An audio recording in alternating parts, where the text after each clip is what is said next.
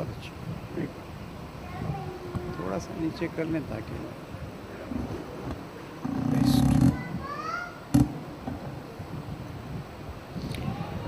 تمام ارواح مومنین مومنات شہداء صلحاء کے لیے فاتحہ. بسم اللہ الرحمن الرحیم.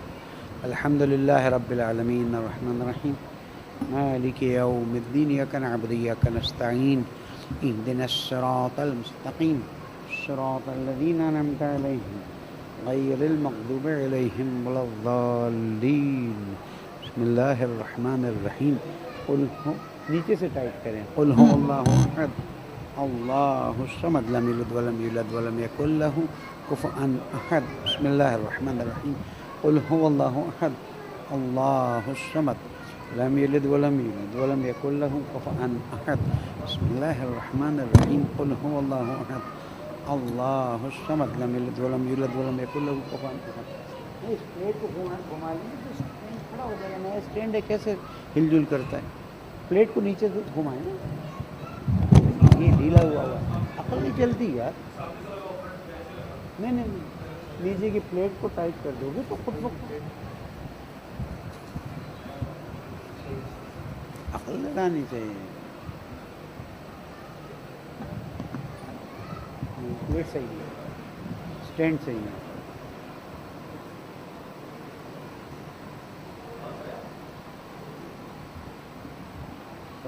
ٹھیک ہے, ہو گیا. پر محمد وآل محمد صلوات.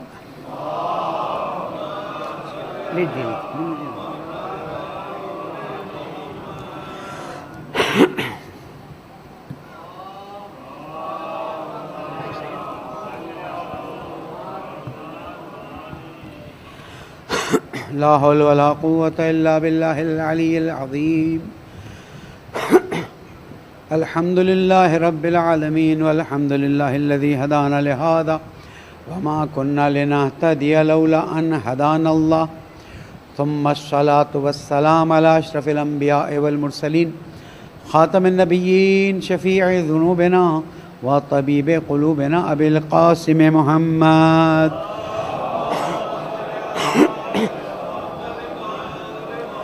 وعلى أهل بيته الطيبين الطاهرين المعصومين المظلومين الذين أذهب الله عنهم الرجس وطهرهم تطهيرا.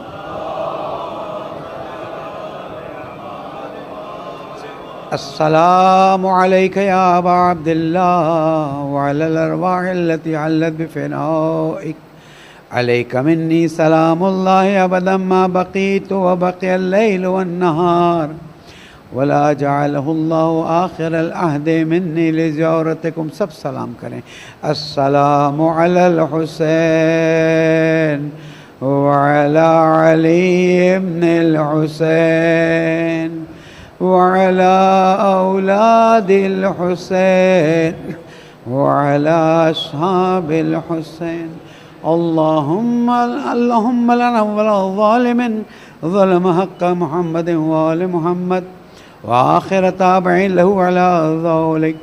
اللهم لعن العصابة التي جاهدت الحسين وشايعت وبايعت وتابعت على قتله. اللهم لعنهم جميعا. اللهم ارزقنا شفاعة الحسين يوم الورود وثبت لي قدم صدق عندك مع الحسين وأصحاب الحسين الذين بذلوا مهجهم دون الحسين عليه السلام. درود پڑھ دیں محمد.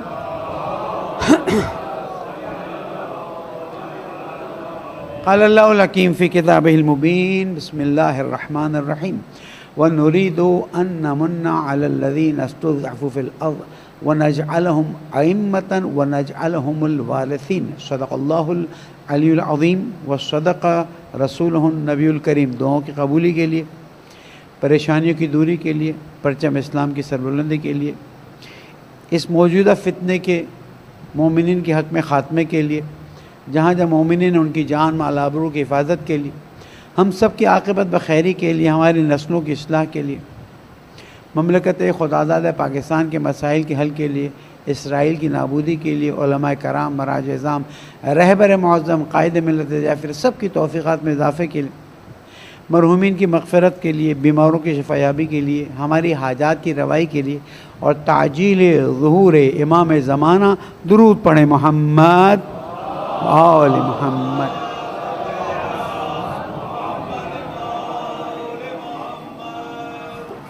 عنوان گفتگو زمانہ غیبت اور ہماری ذمہ داریاں، حصہ دوم۔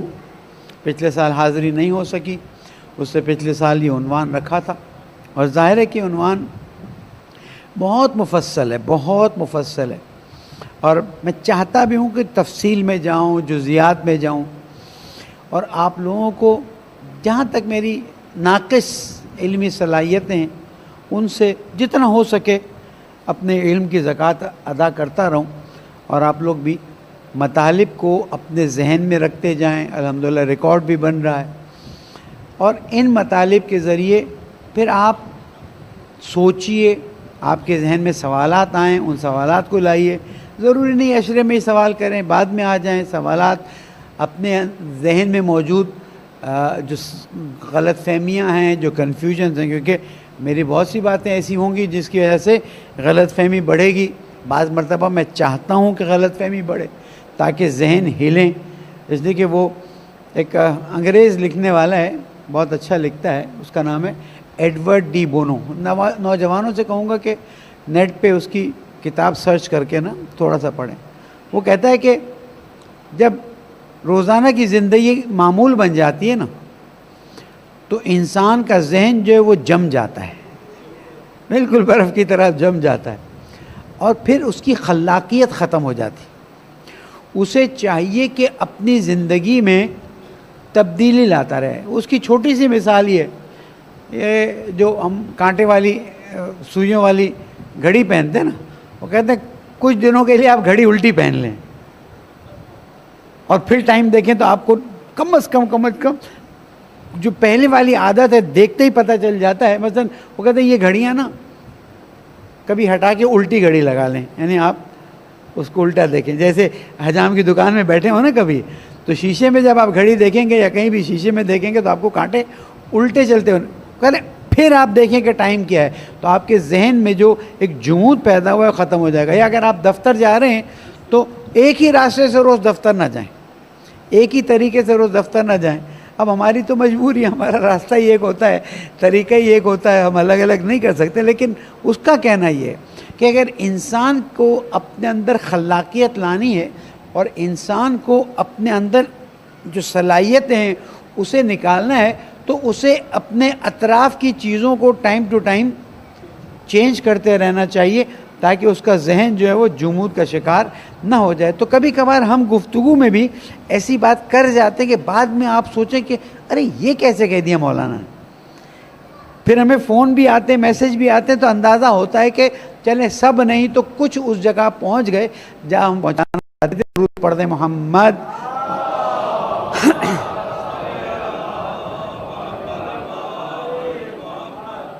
اور عنوان اہم بھی ہے، اس سے ہماری زندگی پہ بہت مثبت اثرات بھی پڑتے ہیں، ہوشیاری بھی حاصل ہوتی ہے، اور جو فتنے اس زمانے کے سامنے آتے ہیں ان کا بھی پتہ چلتا ہے۔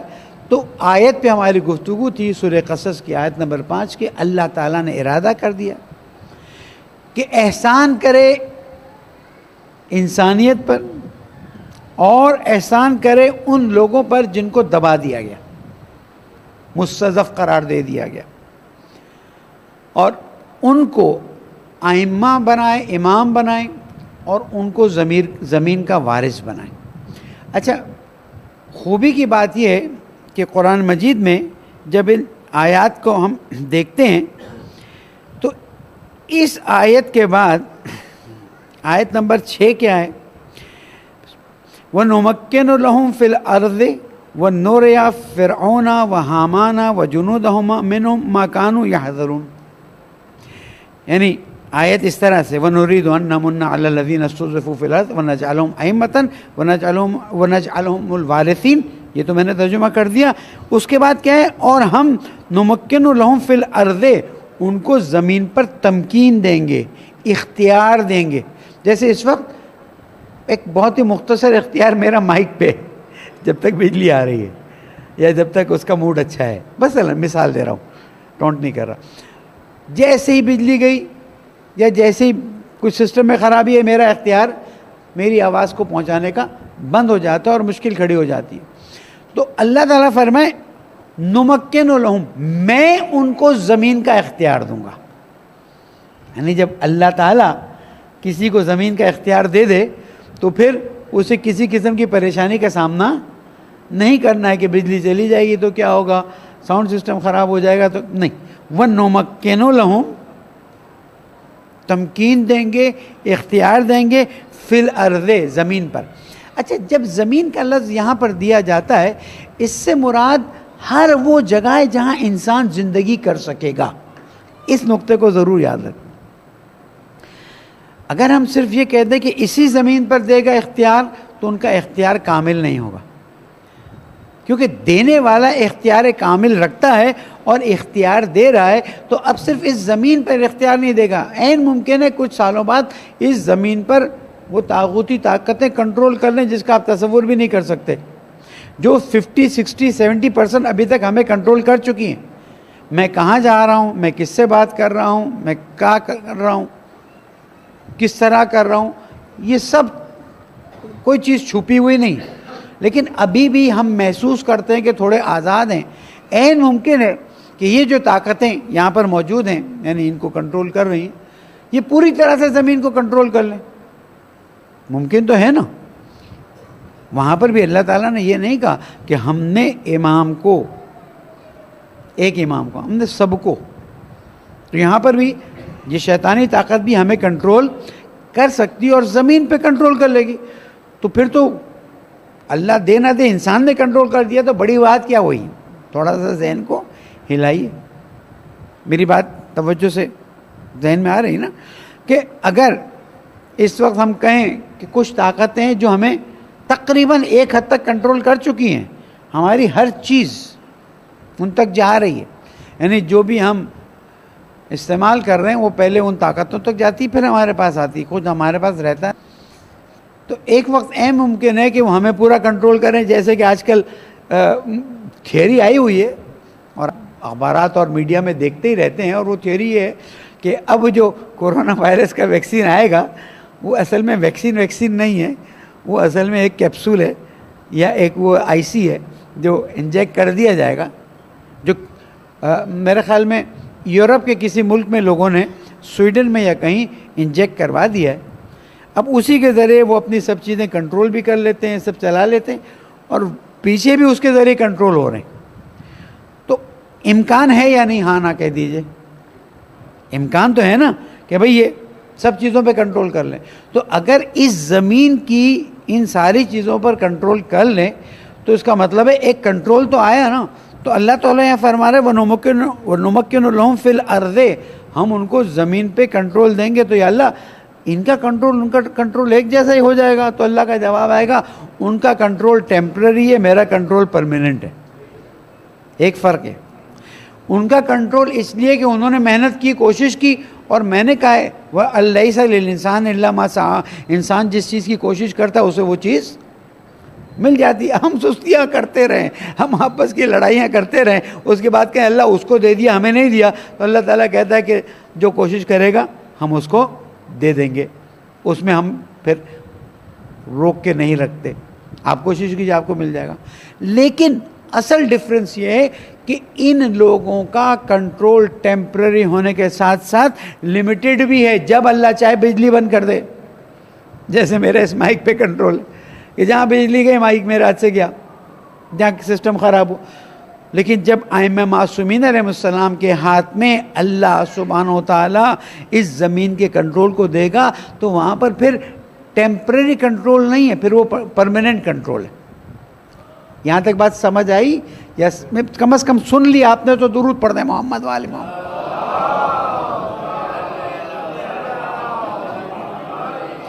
اب اس چھٹی آیت کے دوسرے حصے کو ذرا ہمیں غور سے دیکھنا ہے اور آپ نے میری مدد کرنی ہے سمجھنے میں. وَنُرِيَ فِرْعَوْنَ وَحَامَانَ وَجُنُودَهُمَا مِنْهُمْ مَا كَانُوا يَحْذَرُونَ، اور ہم دکھائیں گے یا دکھایا جائے گا، مجہول صیغہ ہے نا نوریا، دکھایا جائے گا فرعون کو اور حامان کو اور ان کی فوجوں کو، منہم ان میں سے، ما کانوا یحذرون، اور دکھایا جائے گا۔ اچھا جب کسی کو ذرا نچلا دکھانا ہوتا ہے نا تو اللہ تعالیٰ اپنا نام نہیں لیتا، اور دکھا دیا جائے گا، میرے اتنے کارندے دنیا میں دکھا دیں گے، اور دکھایا جائے گا، یا ہم دکھائیں گے، سوری وہ نوریا سوری کیا کہتے ہیں مضارع کا 12واں صیغہ، وہ نوریا، اور ہم دکھائیں گے فرعون اور حامان کو، وجنودہما، ہم دکھائیں گے فرعون اور حامان اور ان کی فوج کو، کیا دکھائیں گے؟ ما کانوا یحذرون، جس چیز سے وہ ڈرتے تھے کہ کہیں یہ ہو نہ جائے۔ اب یہاں پر رکیے، حضرت موسیٰ علیہ السلام جب دریائے نیل سے نکلے ہیں اس کے بعد کیا ہوا؟ میں تو بچے سے بھی پوچھوں گا وہ بھی بتا دے گا۔ اس کے بعد فرعون اور اس کی پوری فوج آئی بیچ میں، اور جب آ گئی تو دونوں طرف سے پانی برابر ہو گیا، تھوڑا ہاں نام ہے، اور وہ فرعون آخر وقت میں کہتا ہے یا اللہ میں اب تجھے مان گیا، ٹائم نہیں ہے، تجھے تیرے بدن کو زندہ رکھ کے دنیا والوں کے لیے عبرت بناؤں گا تجھے۔ واضح قرآن مجید کی آیت۔ تو یہ اللہ تعالیٰ فرما رہا ہے اور میں دکھاؤں گا، معذرت کے ساتھ، اور میں دکھاؤں گا فرعون کو اور حامان کو اور ان کے بعض فوجیوں کو وہ چیز جس سے وہ ڈرتے تھے کہ کہیں ہو نہ جائے۔ میں بات کو اب آگے بڑھاتا ہوں۔ اگر حضرت موسیٰ علیہ السلام کو حکومت دینی تھی تو فرعون تو مر گیا، حامان مر گیا، ان کی فوج کے بعض لوگ نہیں سارے مر گئے، تو اللہ تعالیٰ اب ان کو کب دکھانے والا ہے؟ اور آیا فرعون سے مراد وہی فرعون ہے یا اس سے مراد اور بھی دنیا کے فرعون ہیں؟ یہ حامان مراد ہے یا دنیا کے کوئی اور حامان مراد ہیں؟ اور جو ان کی فوجیں تھیں وہ فوجیں مراد ہیں یا کوئی اور بھی فوجیں مراد ہیں؟ تو ہم اس آیت سے یہ بات سمجھ رہے ہیں کہ ایک زمانہ ایسا آئے گا جب اللہ سبحانہ و تعالی زمین پر اپنے اماموں کو اختیار دے گا، زمینوں پر اختیار دے گا ان کو، زمین کا، قرآن کی آیت ہے نا، آپ اور کیسے ترجمہ کریں گے؟ ان کو زمین کا وارث بنائے گا، اور اس کے بعد فرعون اور حامان، کیونکہ فرعون حامان ہی گزرے تھے، باقی تو اس وقت گزرے نہیں تھے جب قرآن نازل ہوا۔ دیکھیں آیت کہاں ہے، تھوڑا کنفیوز ہو جائیے تاکہ پھر سمجھنے میں مزہ آئے۔ آیت کس میں ہے؟ توریت سے نہیں پڑھ رہا میں، انجیل سے نہیں پڑھ رہا، زبور سے نہیں پڑھ رہا، قرآن مجید سے پڑھ رہا ہوں۔ سورہ قصص آیت نمبر 6، اور ہم دکھائیں گے فرعون اور حامان اور ان کے فوجیوں کو، وہ بعض فوجیوں کو، وہ چیز جس سے وہ ڈرتے تھے۔ تو پالنے والے ہم تو کنفیوز ہو گئے تیری بات سے، بات تو فرما رہا ہے فرعون کی، بات تو فرما رہا ہے حامان کی، بات تو فرما رہا ہے ان کے فوجیوں کی، وہ تو سب مر کھپ گئے۔ آج مصر میں کچھ فرعون بھی باقی ہیں، یعنی ان کے بدن باقی ہیں، اور کچھ فرعون کے ساتھیوں کی بھی لاشیں باقی ہیں، زندہ ہیں۔ جائیے پیسہ خرچ کیجئے، اس میں بھی بڑی عبرت اور ثواب ملے گا جب عبرت حاصل کریں گے۔ لیکن سوال یہ پیدا ہوتا ہے کہ اے اللہ تو قرآن میں لکھ رہا ہے کہ اور میں دکھاؤں گا ان کو، یعنی تو نے ابھی تک دکھایا نہیں لوگوں پر جن کو دبایا گیا، مستضعف قرار دیا گیا۔ وَنَجْعَلَهُمْ، ان کو زمین کا امام بھی قرار دیں، اور ان کو زمین کا وارث بھی قرار دیں، اور ان کو زمین پر اختیار بھی دے دیں، اور ہم دکھائیں فرعون اور حامان کو اور ان کے بعض فوجیوں کو وہ چیز جس سے وہ ڈرتے تھے۔ اب دو آیتیں مل گئی، ٹھیک۔ اب سوال یہ پیدا ہوتا ہے اگر یہ بات صرف حضرت موسیٰ علیہ السلام کے زمانے کی ہے تو کہیں بھی حضرت موسیٰ علیہ السلام کے پھر سے آنے کا وعدہ نہیں ہے۔ اگر وہ سسٹم دکھانے کی بات ہے کہ جو اللہ تعالیٰ حضرت موسیٰ علیہ السلام کے ذریعے فرعون اور حامان کو دکھانا چاہتا تھا، تو اگر حضرت موسیٰ علیہ السلام کے ذریعے نہیں دکھا رہا تو کسی اور اپنے نبی کے ذریعے، اور اگر نبی کے ذریعے نہیں دکھا سکا، حالات نہیں تھے، تو کوئی نہ کوئی تو ایسی ہستی ہے جو زمین پر آئے گی، ایک یا چند، جو زمین کا اختیار لے گی، جو زمین کی وارث بنے گی، اور اس کے بعد اس زمان کے فرعونوں کو بھی اور بعد کے فرعونوں کو بھی بتائے گی کہ تم نے حکومت لے لی تھی، تم سمجھے تھے کہ بس اب ہمارا کام ہو گیا، دیکھو اب ہم نے ان کو حکومت دی ہے، کیسے حکومت کر رہے ہیں۔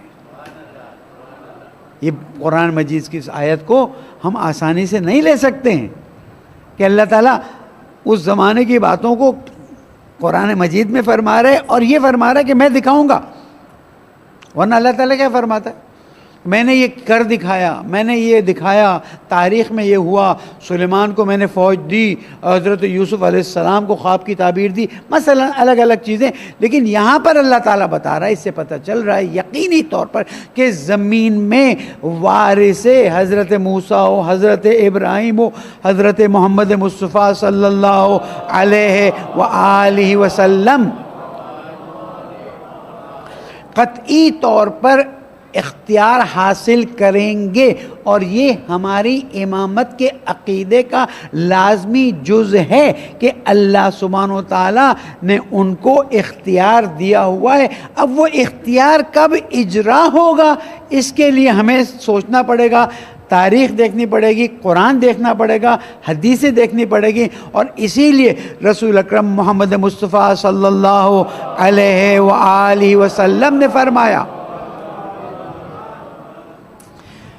کہ اگر زمین کی زندگی یا کائنات کی زندگی میں ایک دن بھی باقی رہ گیا تو اللہ سبحانہ و تعالیٰ اس ایک دن کو طولانی کر دے گا، اور اتنا طولانی کرے گا کہ میرا وارث آئے گا زمین پر، اللہ کے احکام کے ذریعے حکومت قائم کرے گا، اور پھر ان لوگوں کو دکھایا جائے گا جو سمجھتے تھے کہ اللہ کے احکام کوئی چلا نہیں سکتا ہے، کہ انسانیت اللہ کے احکام کو قبول کرے گی اور سامنے تسلیم ہو جائے گی۔